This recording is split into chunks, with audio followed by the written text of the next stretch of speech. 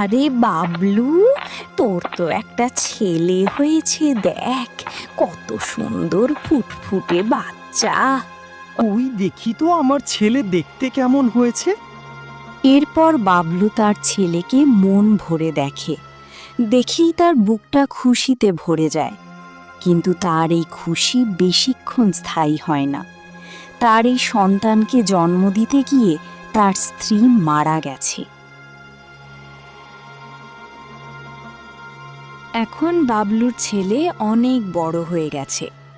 বাবলু কৃষিকাজ করত, চাষাবাদ করে এখনো তার জীবন চালাতো। সে চাইতো তার ছেলে রাজু সেই কাজই করুক, তাকে কাজে সাহায্য করুক। কিন্তু রাজু কখনোই চাষাবাদের কাজ করতে চাইতো না। এটা নিয়ে বাবা এবং ছেলের মধ্যে প্রায়ই ঝগড়া হতো।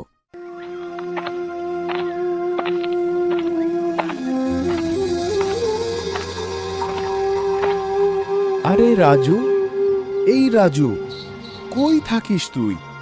কি ব্যাপার? আমি সেই সকাল থেকে তোকে খুঁজছি, তোকে তো খুঁজেই পাওয়া যাচ্ছে না।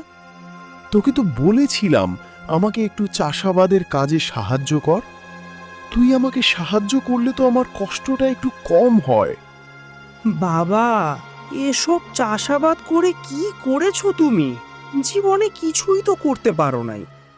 আমি এসব চাষাবাদ করে আমার সময় নষ্ট করতে চাই না। আমি এর থেকে ভালো কিছু করব, যেটা করে কম সময়ে অনেক বেশি টাকা ইনকাম করা যাবে, আর আমরা বড় লোক হতে পারবো। দেখ বাবা, বড়লোক হওয়ার জন্য সহজ কোনো উপায় নেই। চাষাবাদ করেও কিন্তু অনেকে অনেক টাকা ইনকাম করে। আর যারা বড়লোক হয় তারা দেখ গিয়ে কোনো ২ নাম্বারই কাজ করে, নয়তোবা এমন কিছু করে যে সমাজের চোখে ভালো নয়। দেখো বাবা, তোমার এরকমটা মনে হচ্ছে, কিন্তু বাস্তবতা সম্পূর্ণ ভিন্ন। তুমি কয়জন বড় লোককে চেনো যে দুর্নীতি করে বড় লোক হয়েছে? দেখাও তো দেখি। এরকমও তো অনেক আছে যারা সৎভাবে ভালো কাজ করেই বড় লোক হয়েছে। দেখ, আমি তোর সাথে এত কথা বলতে পারবো না। তুই আমার সাথে যাবি কিনা বল।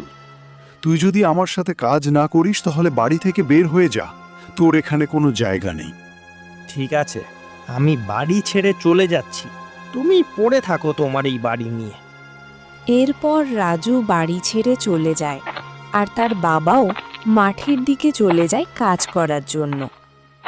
বেশ খানিকক্ষণ পর দেখা যায় রাজু হাঁটতে হাঁটতে এক জঙ্গলের ভেতরে চলে এসেছে। বাহ, এবার ধানের ফসল তো খুবই ভালো হয়েছে। ধানগুলো দেখে মনে হচ্ছে যেন সোনা চকচক করছে। এখন তো এই ধানগুলো কেটে বাড়িতে তুলতে হবে। একটা কাজ করি, জমিদারের কাছে যাই, জমিদারকে বিষয়টা জানাই। তারপর সে যখন ভাগ বাটোয়ারা করে দেবে তখন আমি এখান থেকে ধান কেটে নিয়ে যাব। তারপর বাবলু জমিদারের বাড়িতে যাওয়ার জন্য রওনা দেয়। সে জমিদারের কাছে যাবে এ কারণেই, কারণ সে জমিদারের জমির মধ্যে চাষ করে। তার নিজস্ব কোনো জমি নাই। এই কারণে জমির অর্ধেক ফসল জমিদারের আর বাকি অর্ধেক তার। বেশ খানিকক্ষণ পর সে জমিদারের বাড়িতে পৌঁছে যায়। জমিদার তখন তার বাড়ির সামনেই বসেছিল। আরে বাবলু যে, কি ব্যাপার? ভালো আছিস? ভাত খেয়ে এসেছিস নাকি গিয়ে ভাত খাবি? আচ্ছা, যাই হোক, এখন এটা বল, জমির কি অবস্থা? ফসল কি ভালো হয়েছে নাকি আমার লস করে দিয়েছিস? না জমিদার মশাই, জমি অনেক ভালো হয়েছে আমাদের। ফসল এবার অনেক ভালো হয়েছে। এই জন্যই আমি আপনাকে এই খবরটা জানাতে এসেছি। কারণ এখন তো ফসল কাটতে হবে, আর আপনি তো ফসল করার সময় বলেছিলেন যে আপনার জমিতে ফসল করলে এর অর্ধেক ভাগ আপনাকে দিতে হবে। তাই বলেছিলাম আপনি যদি এখন একটা ভাগ বাটোয়ারা করে দিতেন তাহলে আমি আমার ভাগেরটা নিতে পারতাম। আচ্ছা, ঠিক আছে, বেশ ভালো কথা বলেছো বাবলু। ঠিক আছে, আচ্ছা মাখন বলো তো, কিভাবে ভাগ বাটোয়ারা করা যায়? জমিদার মশাই, ভাগ বাটোয়ারা এটা তো কোনো ব্যাপারই না। আমার কাছে তো ভাগ বাটোয়ারা করা এটা বাঁ হাতের খেলা। আপনি একটা কাজ করুন, অর্ধেক অর্ধেক ভাগ তো, যেহেতু এটা ধানের জমি, আপনি জমির নিচের অর্ধেক ভাগ বাবলুকে দিয়ে দিন, আর ওপরের অর্ধেক ভাগ আপনি রেখে দিন। বাহ বাহ, মাখন, তোর মাথায় তো বেশ বুদ্ধি রয়েছে রে। তুই তো ভালো ভাগ বাটোয়ারা করতে পারিস। আচ্ছা, ঠিক আছে বাবলু, মাখন যেটা বলেছে সেটাই। কিন্তু জমিদার মশাই, ধানের জমিতে তো ধান শুধু ওপরেই ধরে। এখন যদি আমি নিজের অর্ধেক ভাগ নিই, তাহলে তো আমি খড়কুটা ছাড়া আর কিছুই পাবো না। আমার তো এখানে কোনো ফায়দাই হলো না। দেখ বাবলু, আমার জমি আমি যেভাবে খুশি সেভাবে ভাগ বাটোয়ারা করব। এখন তোর যদি নিচের অংশ নিতে ইচ্ছে হয় নে, আর তা না হলে এখান থেকে কেটে পড়। জমিদারের এরকম খারাপ ব্যবহার দেখে ভালু মন খারাপ করে তার বাড়িতে ফিরে যায়, আর তার সন্তানের জন্য তার আরও বেশি মন খারাপ হতে থাকে, কারণ সে রাগের মাথায় তাকে বাড়ি থেকে বের করে দিয়েছে। অন্যদিকে আমরা দেখি রাজু জঙ্গলের মাঝখানে হঠাৎ করে গাছের নিচে কিছুটা চকচক করতে দেখে। তারপর সেটা দেখে সে সামনে এগিয়ে যায়। এ কি জিনিস, দেখতে কেমন আর স্বর্ণের কিছু একটা মনে হচ্ছে, কিন্তু এটা তো অল্প একটু দেখা যাচ্ছে। একটা কাজ করি, এই জায়গাটা খুঁড়ে দেখি যে এখানে কি রয়েছে। তারপর রাজু একটি কুড়াল নিয়ে সেখানে খুঁড়তে থাকে। বেশ খানিকক্ষণ খুঁড়ার পর মাটির নিচ থেকে চকচকে একটি সোনার মূর্তি বের হয়ে আসে, কিন্তু সেটি কোনো সাধারণ মূর্তি নয়, এটি একটি বাজ পাখির মূর্তি। আরে কি, এটা দেখে তো এটা সোনার মূর্তি মনে হচ্ছে। আর অদ্ভুত ব্যাপার, এরকম বাজ পাখির মতো মূর্তি তো জীবনেও দেখেনি। তারপর হঠাৎ সেই মূর্তিটি থেকে মানুষের মতো আওয়াজ ভেসে ওঠে। রাজু, আগে দেখনি তো কি হয়েছে, এখন দেখবে। তুমি একটা কাজ করো, আমাকে তোমার সাথে রেখে দাও, আমি তোমাকে বিভিন্ন কাজে সাহায্য সহযোগিতা করব। আরে বাপরে, এ কি, একটা মূর্তি কথা বলছে? এটা কিভাবে সম্ভব? এটা কি কোনো রাক্ষস নাকি? একটা সাধারণ মূর্তি তো কখনোই কথা বলতে পারে না। আরে রাজু, এত ভয় পাচ্ছ কেন? আমি যদি কোনো রাক্ষস হতাম তাহলে এতক্ষণে চাইলে তোমার ক্ষতি করে দিতে পারতাম, কিন্তু আমি সেটা করিনি। আমি একটা জাদুর মূর্তি। তুমি আমাকে তোমার সাথে করে বাড়িতে নিয়ে যাও, তারপর তোমার বিভিন্ন সমস্যা আমি সমাধান করে দেব। দেখো, তুমি যদি সত্যি সত্যি সোনার মূর্তি হও, তাহলে তুমি আমাকে কি সাহায্য করবে? আমি যদি তোমাকে বিক্রি করে দেই, তাহলে তো অনেক টাকা ইনকাম করতে পারবো। দেখো রাজু, আমাকে বিক্রি করে তোমার কি এমন লাভ হবে? দুধ দেওয়া গরু আর ডিম দেওয়া হাঁস, এগুলো কখনোই একবারে জবাই করে ফায়দা লুটে ভালো ফায়দা পাওয়া যায় না। এগুলো থেকে দুধ নিয়ে আর প্রতিদিন ডিম নিয়ে ভালো লাভবান হওয়া যায়। তুমি যদি আমাকে একবারে বিক্রি করে দাও, তাহলে তুমি যে ফায়দা পাবে তা থেকে বেশি ফায়দা পাবে আমাকে যদি তোমার সাথে রেখে দাও। তুমি অনেক বুদ্ধিমান ছেলে, এখন সিদ্ধান্ত তোমার। তার কথা বুঝতে পারে রাজু। সে মূর্তিটিকে তার সাথে করে তার বাড়ির দিকে এগোতে থাকে।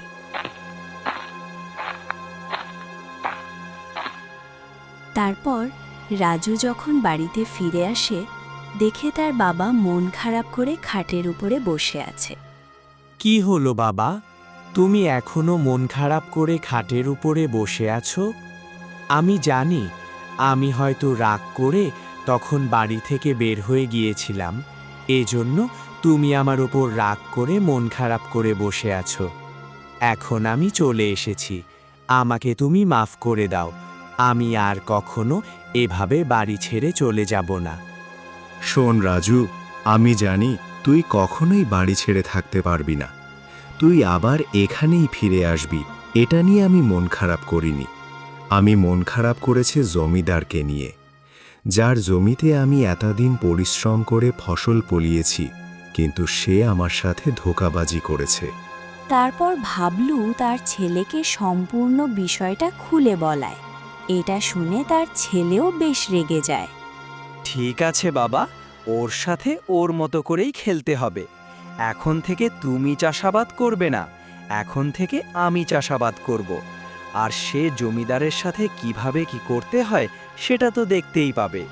এরপর রাজ সেই জমিদারের বাড়িতে চলে যায়। জমিদার তখনও তার বাড়ির সামনে বসেছিল।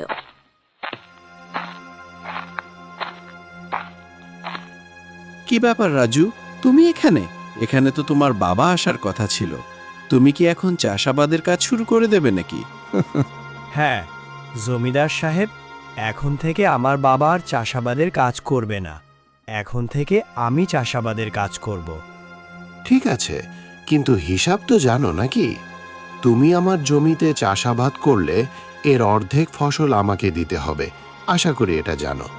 আর জমির ভাগাভাগির হিসাবটা হচ্ছে জমির নিচের অংশ তোমার আর উপরের বাকি অর্ধেক অংশ আমার। রাজু জমিদারের কথা শুনে বেশ অবাক হয়, কারণ তার বাবার সাথে জমিদার ঠিক যে রকমটা করেছিল এখানেও ঠিক কাহিনীটা সেরকমই হচ্ছে। তারপর রাজু সেখানে আর বেশি কিছু না বলে তার বাড়িতে চলে যায়। বাড়িতে এসে রাজু মন খারাপ করে বসেছিল। ঠিক তখনই সেই সোনার বাজ পাখির মূর্তিটা কথা বলে ওঠে। কি ব্যাপার রাজু, তোমার মন খারাপ মনে হচ্ছে? কোনো বিষয় নিয়ে চিন্তিত আছো নাকি? আরে আর বলিও না, আমাদের যে জমিদার সাহেব আছে ওনার কাছ থেকে আমি একটা জমি চাইতে গেছিলাম চাষাবাদ করার জন্য, কিন্তু ওই লোক বলল চাষাবাদ করলে নাকি ফসলের অর্ধেক তাকে দিতে হবে। তা ঠিক আছে, কিন্তু সে ভাগটা এরকমভাবে চাচ্ছে ফসলের নিচের অর্ধেক অংশ আমার আর উপরের অর্ধেক অংশ তার। তো বুঝতে পারছো, ধান চাষ করলে সে ধানগুলো নিয়ে যাবে আর আমাকে খড়গুলো দিবে। রাজু, সে জমিদার খুবই চালাক। তুমি চাইলে তার সাথে চালাকি করতে পারো, মানে কাঁটা দিয়ে কাঁটা তোলা। তুমি একটা কাজ করো, জমিদার তো তোমাকে শর্ত দিয়েছে, সে শর্ত অনুযায়ী তুমি কাজ করো।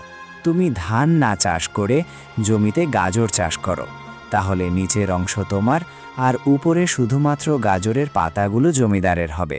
আশা করি বুঝতে পেরেছো। বাহ, তুমি তো বেশ ভালোই বুদ্ধি দিয়েছো, আমি তো এরকমভাবে চিন্তা করেই দেখিনি।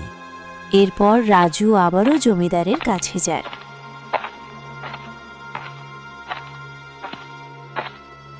কি ব্যাপার রাজু, তুমি এখানে আবারও এসেছ? তুমি কি আমার প্রস্তাবে রাজি?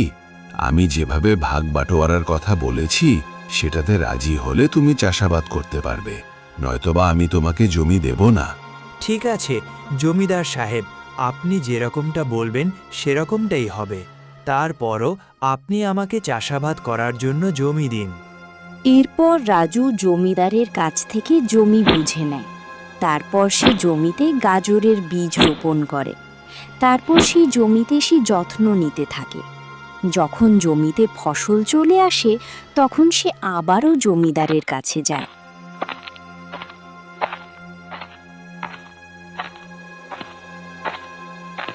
জমিদার সাহেব, জমিতে তো ফসল চলে এসেছে, এখন শর্ত অনুযায়ী এর ওপরের অংশ তো আপনার আর নিচের অংশ তো আমার।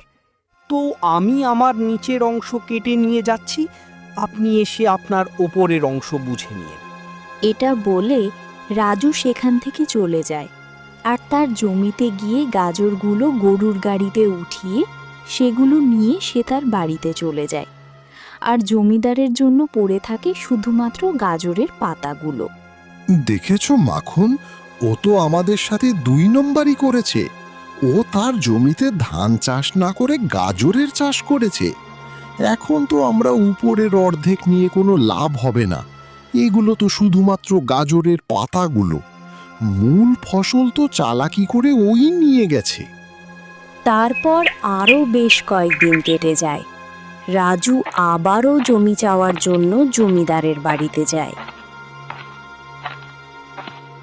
জমিদার সাহেব, আমার তো চাষাবাদের জন্য একটা জমি লাগবে, আপনি আমাকে একটি জমি দেন, শর্ত অনুযায়ী অর্ধেক ফসল আপনাকে বুঝিয়ে দেব। আচ্ছা ঠিক আছে, আমি তোমাকে জমি দিতে পারি, কিন্তু এবারের শর্ত হচ্ছে জমিতে যে ফসল হবে সেটা নিচের অংশ আমার আর ওপরের অর্ধেক তোমার। সেই শর্তে রাজি থাকলে আমি তোমাকে জমি দিতে পারি। আচ্ছা ঠিক আছে জমিদার সাহেব, আমি আপনার শর্তে রাজি। জমিতে যা ফসল হবে তার নিচের অর্ধেক আপনার আর ওপরের অংশ আমার। এরপর রাজু আবারও তার বাড়িতে চলে যায়। তখন বাজ পাখিটি তাকে আবারও বুদ্ধি দেয়। দেখো রাজু, জমিদার যেহেতু এবার শর্ত দিয়েছে জমিতে যে ফসল হবে সেটা নিচের অংশ জমিদারের আর ওপরের অংশ তোমার, তাহলে এবার তুমি তোমার জমিতে গমের চাষ করো। তাহলে গমের ফসল ওপরে আসবে, ওপরের অংশ তুমি পেয়ে যাবে, আর নিচের খড়কুটাগুলো জমিদারের ভাগে থাকবে। বাহ, ভালোই তো, তোমার মাথায় তো বেশ বুদ্ধি। আচ্ছা ঠিক আছে, তাহলে এবার আমি গমের চাষই করব। এরপর রাজু জমিতে চলে যায়। জমিতে গিয়ে সে গমের বীজ রোপণ করে। তারপর তার ফসলে গম গাছগুলো খুব ভালোভাবে ফলন দেয়। যখন ফলন একদম পরিপক্ক হয়ে যায়, তারপর সে আবারও জমিদারের বাড়িতে যায়।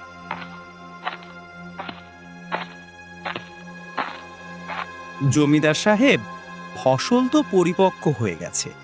শর্ত অনুযায়ী ফসলের নিচের অংশ আপনার আর উপরের অর্ধেক অংশ আমার। তো আমার ভাগ আমি নিয়ে যাচ্ছি, আর আপনার অংশ আপনার জন্য রেখে যাচ্ছি। এখন রাজু জমিতে গিয়ে গমগুলো আলাদা করে কেটে নিয়ে সেগুলো তার গরুর গাড়িতে উঠিয়ে বাড়ির দিকে নিয়ে যায়।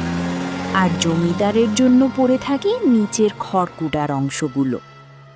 দেখেছো মাখন, এই রাজু তো আমার সাথে পাঙ্গা নিচ্ছে। ও বারবার আমার সাথে চালাকি করছে। এবার তাকে কোনো না কোনো মতে আটকাতেই হবে। এরপর জমিদার সাহেব নিজেই রাজুর বাড়িতে আসে রাজুকে জমি দেওয়ার জন্য।